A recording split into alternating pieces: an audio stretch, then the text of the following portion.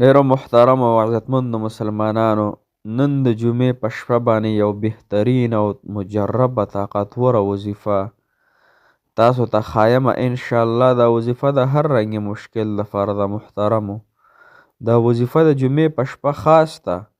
محترمو، د سورة التکاثر وظیفه ده چې دې سره به الله تعالی ستاسو بندې لارې کولاوي کی. الله تعالی به ستاسو بندشونه کولاو کې. محترم مسلمانانو، رب العالمین به ستاسو قرضونه ختم کې. محترمو، خطرناک بیماری به الله جل شانه ختم کی. دغه رنګې د رزق وسعت په الله جل شانه درکي. د چا د واده مسله د محترمو، هغوی له به الله جل شانه واده اسباب برابر کی. د چا یو خوښه د خوښه ورته نه میلاویږي، هغه خوښه کې به ورته الله تعالی برکت واچي، هغه محبت کې به ورته الله تعالی قوت پیدا کی.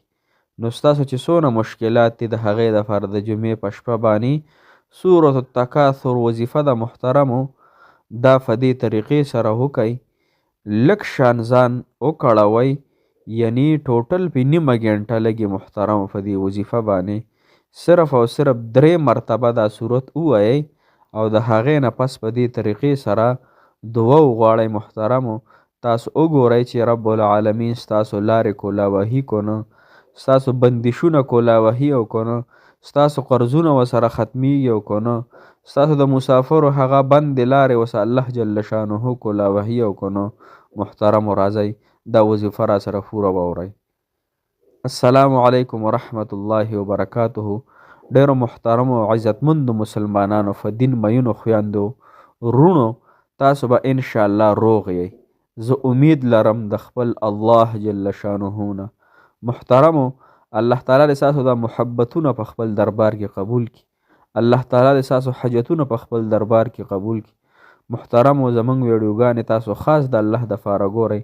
الله تعالی تاسو له ډېر جزای خیر درکړي، ډېرې خوشحالۍ دې رب تاسو ته درکړي. چې په څه خوشحاله کېږئ الله مو په هغې خوشحاله کا، چې په څه باندې خفه کېږي الله تعالی دې ستاسو نسلونه هم د هغې نه وساتي.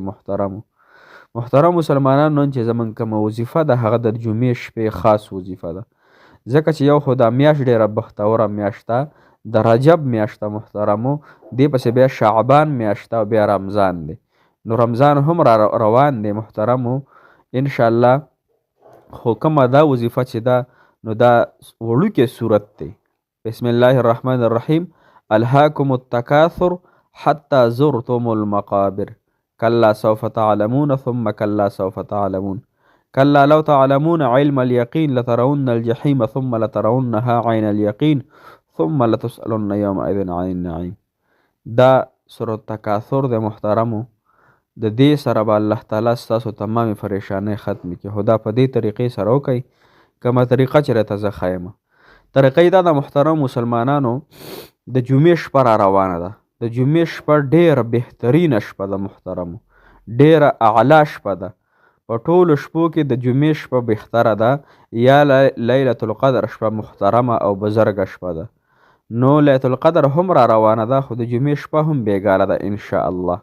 او د جمعې ورځ هم ډېره بهترینه ده. محترمو، نو که تاسو د جمعې په ورځ دا وظیفه کوئ او که په شپې کوئ، خو بهتره ده چې د جمعې په شپه باندې وکئ، بیا ورسره د جمعې په ورځ باندې هم د ماسخوتن لمونځ نفس وکئ. محترمو، کله چې تاسو د جمعې شپه راشي، د ماسخوتن مونځونه وشي ښه مزیدار، زنانه په کورونو کې مونځونه وکړي، نارینه په جوماتونو کې وکړي. نو که نارینه یې کوي او که زنانه یې کوي، خو په کور کې دی دا وظیفه وکړي. دا وظیفه محترم مسلمانانو د شپې په 3 بجې کوئ، یا په 2 بجې یا په 4 بجې. په دې 3 غنټو کې به په 1 غنټه باندې تاسو ځان ته الارم ولګوئ په موبایل باندې، او چې کله ټلۍ ووهلی شي نو راپابسئ، او په ګرمو اوبو یا په یخو اوبو به تاسو اودس چارهدام وکئ. محترمو مسلمانانو، چې اودس چارهدام هم وکړو، را به شئ او مصله به ځان ته وغوړوئ. په هغې مصله باندې به تاسو ودرېږئ او 2 رکعاته صلات تهجد مونځ به وکړي. تهجد. خو په دې اراده به یې کې، په دې دغه به یې کې محترمو، چې ته څه دپاره کې، یعنی کومه اراده لرې، دا کم حاجت ته دی، کم مسله دې نه پوره کېږي، دا په زړه کې سوچ وکړي. الله جل شانه په پټې سینو باندې خبردار دی. هر کله چې ته ودرېږې محترمو د زړه د دنیا ټول سوچونه وباسه، دماغونه تمام څیزونه وباسه، صرف یو سوچ پکې کېده او یو غم پکې کېده. سوچ پکې دا کېده محترمو چې زه د دې فلانکي حاجت دپاره کوم، الله ته زما په دې حاجت باندې قادر یې. غم پکې دا کېده چې الله ستا نه ما سوا څوک دا پوره کولی نه شي، والله تا نه یې غواړم. ګوره څومره چې غټه مسله وي د انسان، نو هغې دپاره بیا غټې جړاګانې، غټ نوافل، غټې وظیفې د محترمو فکار وي چې په الله تعالی باندې غټ کارونه کوئ، نو هغې دپاره به څه مشقت هم کېږي.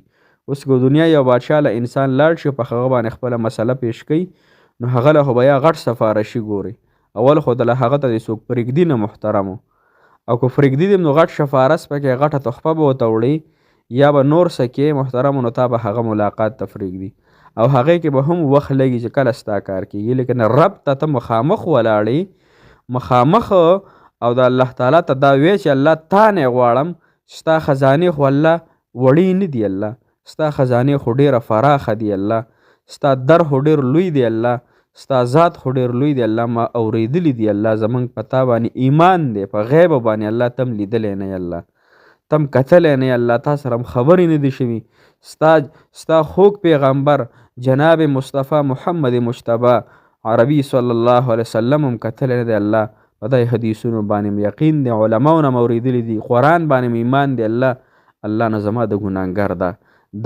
دا وظیفه او دا دعا او دا نفل قبول کړي. الله په دغه طریقې سره ډېر په دهان سوچ سمج سره یو 2 رکعته یا 4 رکعته تهجد مونځ وکئ، او د هغې نه پس 3 پیرې سورت تکاثر د آیاتو دغه سورت ووایئ وړوکی شان دی، مخکې وروسته ته 11 پیرې یا 7 پیرې درود ابراهیمي ووایئ، د هغې نه پس لاسونه چوت کئ الله تعالی ته، داسې جړا وکئ داسې چې محترمو کله چې ماشوم جاړي او هغه باندې ډېر تکلیف یو د هغه د سترګو نه بېشماره اوښکې روانې وي او دا سپینې رڼۍ اوښکې بهیږي، نو محترمو هغه باندې د هر چا ترس راځي، نو دغه رب به هم او تاسو باندې ترس نه کوي، یقینا چې کوي بیا خو که موږ او تاسو په دغې نیمه ګنټه دعا به وغواړئ، پوره نیمه ګنټه، او به غواړئ او به ژاړئ تر دې پورې چې اوښکې سترګې کې اوښکې ختم شي، او که چاله جړا نه ورځي د جلا شکل جوړ کړئ، هسې زارګانې کوئ، الله دا کار مې وکړي که نه، ښه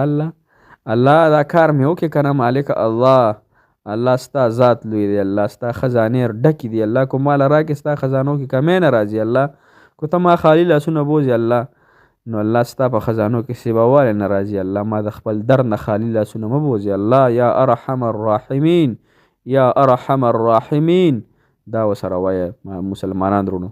انشاءالله په دې طریقه سره تاسو دا وظیفه وکئ، زه تاسو ته یقینا دا خبره کوم چې رب به انشاءالله په موږ رحم کوي، د رب نه ما سوا زموږ څوک نشته، بل در هم نشته، بل خالق هم نشته، بل رازق هم نشته، بل زمونږ مشکل کشه او حاجت روا نشته. محترم مسلمانانو دغه رب دی، دغه رب نه فریاد کو، دغه رب به انشاءالله د دې وظیفې د برکت سره زما او ستاسو حاجتونه پوره کوي.